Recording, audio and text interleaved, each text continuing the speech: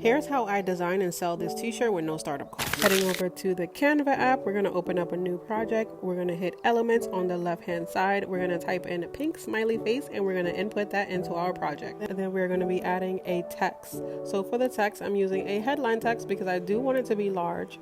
I'm going to input what I want to put. So since I want my text to be curved, we're going to head over to effects and we're going to go down to curve, and then I'm going to curve it to my desired liking. After we're done, we're going to go ahead and change the color on that text. I want it to be pink. This is for pink aesthetic. After that, I'm going to go ahead and choose the font that I want. I chose to go with this one because it is a bold text. So now that I am done with my image, I'm going to go ahead and save it, and make sure you're doing a transparent background. Hit transparent and then hit download. Heading over to the Printify website, I'm going to select this t-shirt here, and then we're going to scroll down to hit start designing. This part is super simple. We're going to hit that plus button from my device, and I'm going to grab the picture out of my photo album, and